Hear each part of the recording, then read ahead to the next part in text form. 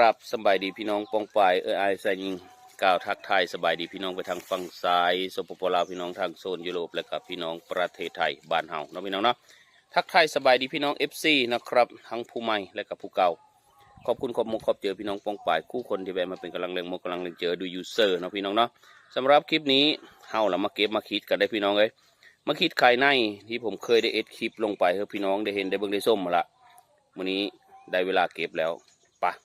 ไปเบิ่งเจ้าของสวนเพิ่นเก็บเฮาไม่ได้เก็บน้ำเพิ่นดอก เนาะ โอเคเนาะพี่น้องตอนนี้เฮาก็ทำการย้างเฮามาที่สวนของเพิ่นเนาะเฮาเรามาเบิ่งว่าเพิ่นตัดพริกขลาพี่น้องเลยส่วนเพิ่นมีประตูอยู่ได้พี่น้องเลยนี่ประตูที่1 ประตูนะ3 สันพุ่นเจ้าเราธรรมดาบ่เฮามาขั้นตอนการล้างไม้ล้างมือเพื่อทำความสะอาดคักบ่โหระบบน้ำสบู่นะไม่ธรรมดาอีล้างมือทำความสะอาดมีฮอดสุดพุ่นนะชุดในการใส่เพื่อที่จะเข้าสวนนะตอนเพิ่นผสมได้นี่นะเปิดประตูเข้ามาปุ๊บนะน้ำยาฆ่าเชื้อประตูนี้ไปอีกส่วนหนึ่งเนาะพี่น้องเนาะเพิ่นมี2 เฮาตัวว่าตัวนั้นมันเป็นตัวผู้เพิ่นผสมเรียบร้อยแล้วอันนี้เป็นพริกที่เพิ่นเก็บอะไรฮะพี่น้องพูดล่ะ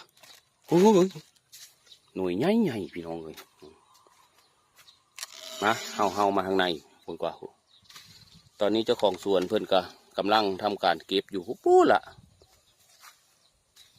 พูดล่ะเพิ่นกำลังเก็บอยู่พี่น้องเดี๋ยวเฮา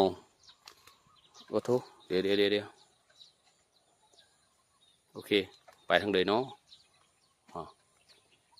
หาทางเฮาสักก่อนหาทางเฮาสักก่อนพี่น้องอย่าการไล่หูไล่ตาเด้อผมละพาพี่น้องเฮาไปเบิ่งเพิ่นเก็บหานะป้า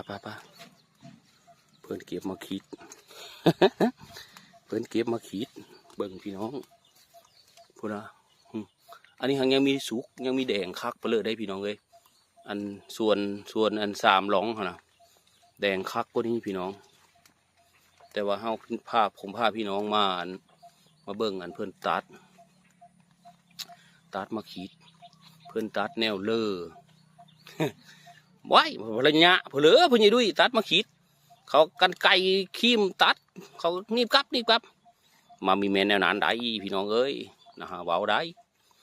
เพิ่นตัดตามมือที่เพิ่นผสมได้สบายดีวันนี้เด้อเนาะได้จะเคิงแหละ อันนี้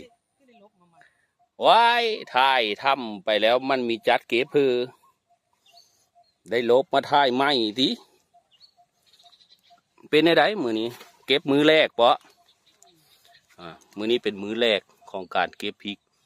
ที่ผมได้ถ่ายให้พี่น้องเบิ่งแล้วมือนี้เก็บสีเลยแน่มือนี้สีเหลืองชมพูสีเหลืองกับสีชมพูพี่น้องเบิ่งวะหน่วยมันนะพี่น้องพูดหรอพูดโอ้ยงามทั้งหน่วยยังสุกแน่มีสุกแน่เต็มตะกร้าหน่วยซ้ำแห่นนี่เจ้าพระวัธรรมดาบ่ตาพริกอันนี้นะเพิ่นส่งไปประเทศเลยสาวถามนะโอ้ขนาดพี่น้องส่งประเทศอินเดียได้บ้านเฮามีซีได้กินว่าง่ายก็ดี บ้านเฮามีซีได้กินอันเจ้าของโซนเพิ่นน่ะจักไปสิเลยแล้วอีผู้หนึ่งนะไอ้ชายเพิ่นนะเยอะสัมภาษณ์เพิ่นนี่นะเยอะสัมภาษณ์เพิ่นว่าไอ้ในเลยเนาะเฮาเก็บไปแล้วนี่เฮาต้องไปบ่มอีแม่นบ่โอ้ยคืนนึงเก็บไปแล้วไปบ่มคืนหนึ่งอันเจ้าแม่เพิ่นมีเยอะเบานะเพิ่นมีเยอะปะได้เพิ่นว่า มีคืออันขี้เอเตอร์เพิ่นผู้นั้นได้ขี้เอเตอร์เพิ่นสงสัย อันเป็นในนี้ได้พี่น้องเอ้ยงานมีขี้บ่อย ยานอยู่ ยันจะเหมเพื่อนนั่นจัดการเพื่อนเด้องานมีขี้บ่อยเพื่อนว่าอันเทศโปดทองมีไว้แล้วเราเอาเก็บฟ้าวแล้วฟ้าวไปนอนเว้นอยู่หรือว่านะสงสัยเราออกไปห้องน้ำพี่น้อง แต่ก็โอเคอยู่พี่น้องวันนี้ผมไม่ได้มา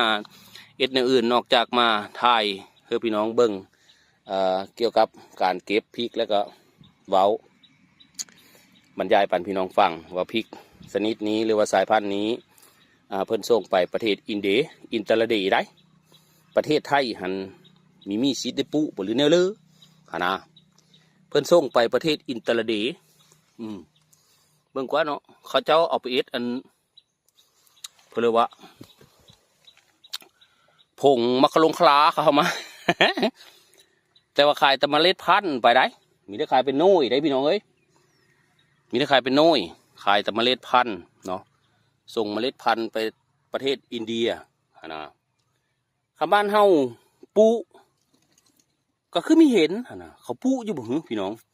ถ้าว่าปูได้ขายเป็นโน่ยได้นี่โอ้คือละจังลิงครับเนาะเห็นอยู่อันมาคิดไอ้พริกหวานเนาะพริกหวานแต่เก้าส่วนนี้เพิ่นก็เอ็ดได้พริกแอปเปิลสุกเหลืองสุกแดงแล้วก็หน่วยสีเขียวๆนะเห็นอยู่แต่ว่าแถวบ้านเฮามีเห็นปูขายหน้าพักกันแต่ปูแต่พริกขี้หนูพริกสีฟ้าพริกเลือไปเมื่อคิดนี่เขาคือมีปูเนาะปูแล้วไปกินกับมะก๋วยเตี๋ยวนะโอ้โหคือละคักนะพี่น้องเบิ่งวะหน่วยใหญ่ไปเนี่ยนะจ้ามกินกับก๋วยเตี๋ยวเนาะเซ่อเฮ้เลยอันโน่ยอันถ้วยละโน่ยบ้าคือละคักแห้งเบิ่งพี่น้องแล้วเก็บข้าวเดียวเต็มกระต้าเลยโอ้ยสุดยอดมากพูดละ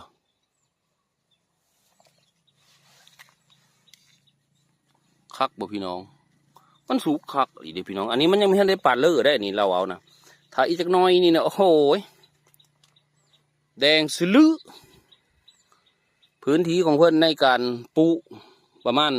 3 งานบ่สาวประมาณ3 งานพื้นที่น้อยๆยังได้พี่น้องเองแต่ว่าผลผลิตแต่ละปีก็ถือว่าได้การโอ้เบิ่งพี่น้องหน่วยมันพุ่นน่ะเพิ่นเก็บตามมือที่เพิ่นผสมได้พี่น้องเอ้ยแดงมีรู้แต่ฮอดมือที่เขากำหนดนะเขาหนีบด้วยนะกับด้วยนะกำหนดมือกำหนดผสมเก็บสีชมพูอันนี้เต็มกระตาอันเนี้ยเก็บขึ้นไปแล้วก็ไปบ่มไว้บ่มไว้มือนึงแล้วก็ปาดแล้วก็ทำการสีเดี๋ยวผู้ค้ายังละเอ็ดคลิปปั่นพี่น้องเบิ้งอีเด้อพี่น้องเด้ออันสูงเพิ่นนั้นมือเนาะเพิ่นตัดเนาะเพิ่นตัดแล้วก็บ่มแล้วก็สีนะ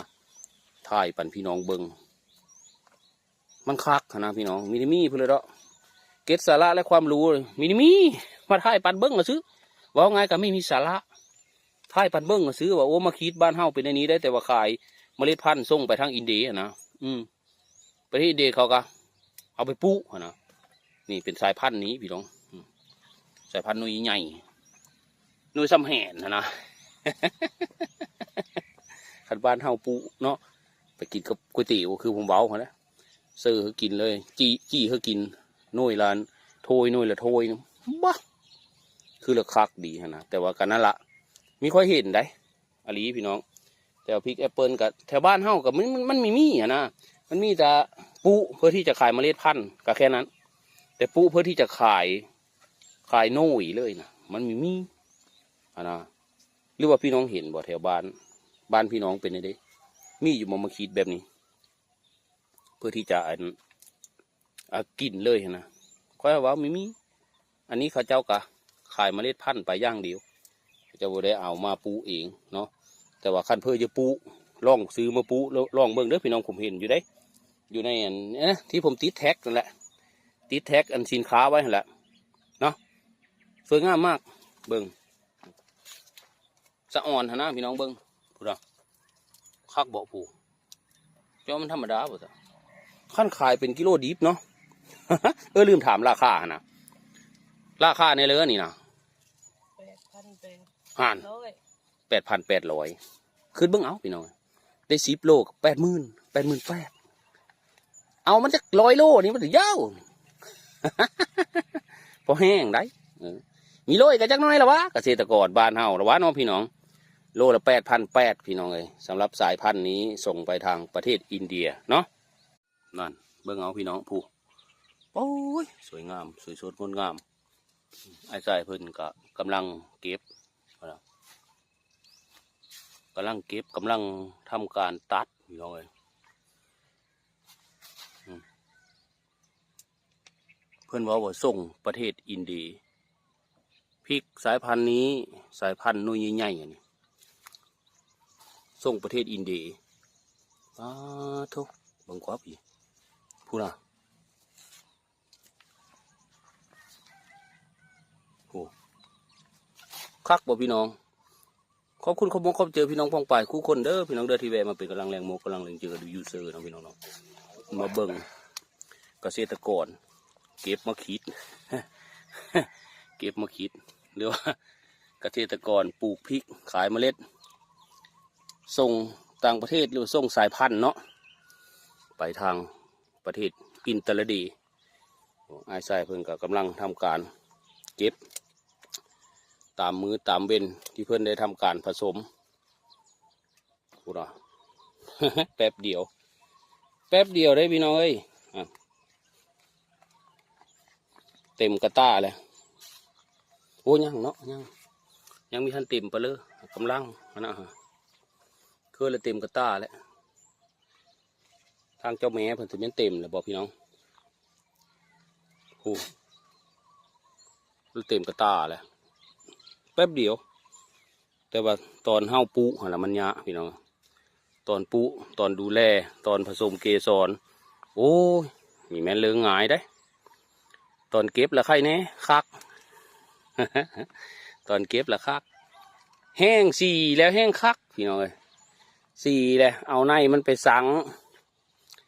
มือนี้ได้จักโลโอ้คักแหละตอนนั้นนะเพราะว่าอ่านได้เลยเด้ว่าเราละได้จักบาทเท่าไหร่ราคามันไอ้ใส่88กิโลละ8,800 บาทพอได้แก่ได้พี่น้องเลยโลละ8,000ว่าคุยกับชาวแก่นี่ธรรมดาแต่เศรษฐีน้อยได้พี่น้องเลยผมกว่า เบิ้งเอานะเบิ้งหน่วยมันพี่น้องพูดอะโอ้ยคักนี่ฟังนี้ก็ดีสะอ่อนขันผู้เริ่มมากกินมาคิดเนาะแต่แม้นั้นปูใดแบบอยู่ในเหินเฮานะปูแบบอันปูกินเลยนะเอามาเอ็ดแจวแต่ละหน่วยกัดกินกับอันก๋วยเตี๋ยวป้าโถคือละคัก เบิ่งกว่าเนาะนี่แหละพี่น้องเลยคือความภูมิใจของเกษตรกรไทยเนาะที่เพื่อนได้ทำการปลูกแล้วก็ได้ส่งออกแต่ไม่เมนเพื่อนเนาะทางบริษัทปลูกเป็นผู้ส่งแต่เฮาก็ได้เงินนะมีงานทำนะมึงก็มีงานทำหลังจากที่เฮาเอ็ดหน้าเรียบร้อยเก็บเขาเงินเหลาแล้วก็ทำการปลูกพริกส่งออกขายเป็นหน่วยมันก็ได้อยู่แต่มาที่เพิ่นขายที่เพิ่นปลูกกันมันเป็นพริกสีฟ้าเนาะแม่บอกให้ใส่มีแต่พริกสีฟ้าด้วยเนาะที่เขาเจ้าปลูกอะไรพริกจินดาที่ขายเลาะอยู่บ้านเฮาเขาคือมีปลูกแบบนี้ขายหน่วยก็มีเฮาเจอคือกันเนาะหรือว่ามันปลูกยะบ่หรือเนี่ยเลยหรือว่าสายพันธุ์นี่เขาส่งต่างประเทศอย่างเดียวบ้านเฮาก็เลยมีปลูกบ่หรือเนี่ยเลยนะเฮาก็งงอยู่เลยเรื่องว่ามันมีได้ผู้กินบ่ พี่น้องคิดในเลยแต่พี่น้องเคยเห็นอยู่บ่อันมาคิดหน่วยใหญ่เนี่ยอยู่น้ำห้างน้ำมันหากเห็นอยู่ได้อันพวกอันหน่วยอันพริกเขียวเนาะพริกเขียวพริกที่ผมได้มาถ่ายทำในปีก่อนๆน่ะมันก็จะเป็นในพริกแอปเปิลนะหน่วยใหญ่ๆสมแอปเปิลหน่วยใหญ่ล่ะสีเหลืองสีแดงสีเขียว หลายคือกันในห้างเนาะแต่ว่าเกษตรกรแนวไทยเฮาบ้านเฮาที่ปุเขาคือมีปุอันแบบนี้ไปขายหรือมันมีได้ผู้ซื้อบ่หรือเนอะเลยนะเขาจึงต้องเอาเมล็ดพันธุ์ต่างๆอันนี้ส่งไปผู้อินเดียผู้แล้วประเทศอินเดียเขาก็ไปเอ็ดเครื่องเทศเนาะผงวัชโรฉลาผลึกขวาไปเนาะ เนาะพี่น้องสงสัยอยู่บ่อันที่ผมเองก็สงสัยคือกันได้เฮาคือมีเอาในมันไปปุแล้วก็ขายโน่ยมันเฮ้เขาเจ้ากินกับก๋วยเตี๋ยวอยู่แถวบ้านเฮาคือมีอะนะ เนาะแปลกดีคือกันได้พี่น้องเอ้ยเนาะก็ประมาณนี้เนาะพี่น้องโอเคสำหรับคลิปนี้ขอบคุณขอบเจอพี่น้องปองป่ายคู่คนเด้อนะครับที่แวะมาเป็นกำลังแรงโมกำลังแรงเจอแวะเอามาเบิ่งกรรมวิธีในการผลิตเพื่อผู้ใหญ่ดูอยู่เมล็ดพันธุ์ ผลิตเมล็ดพันธุ์แต่ว่าขอโทษอันอยู่ในไทยมีแต่ปูดอกอาจจะไทยนี่เพิ่นส่งไปประเทศอินเดียเด้อพี่น้องเด้อนี่มาคิดหน่วยใหญ่ๆหน่วยสำแหนนี่กะขออนุญาตบัดคำจบคลิปลงสำนีเด้อพี่น้องเด้อขอบคุณไอ้ทรายนะครับไอ้ต่อยสุมพรหล่อเท่นะครับเจ้าของสวนเจ้าของสวนพริกเพิ่นนะครับที่เฮอดูยูเซอร์ได้เฮามาอันสลายบายบกอันอยู่ในอันสวนมะขีดเพิ่นนี่จะมีขี้ขานว้าวแล้วว้าวโลดเรา ค่อยไม่มากว้าวเรา เนาะก็ขอบคุณหลายๆนะครับไอ้สายเพิ่นเฮอเฮามาปกติแล้วเขามีเฮอเฮาได้ส่วนเขาในประตูมัน3 สันผู้ได้ ผู้ไปเวเฮามาน้ำมีอาบเลยไอ้เอาตุลุ่นมาจับก็ได้เพิ่นว่า จะเอาซื้อล่าเขามาแพ้อยู่ในสวนค่อยพิษได้พี่น้องเลยงานเฮาได้พี่น้องเลยเนาะก็ถือว่าขอบคุณหลายๆนะครับที่ได้มาเอ็ดคลิปเพื่อที่จะแบ่งปันให้พี่น้องได้เห็นได้เบิ่งได้ส้มนะครับมื้ออื่นเพิ่นเว้าเพิ่นเราตัดเพิ่นเราพาพี่น้องมาเบิ่งเนาะว่าเพิ่นเอ็ดแนวเลยเบิ่งหน่วยแต่ละหน่วยสำหรับคลิปนี้ขอบคุณมากมายบ๊ายบายครับผมขอบคุณครับขอบคุณไอ้ต่อยครับผมว้าวพันหัวฮือๆเลยพี่น้องเลย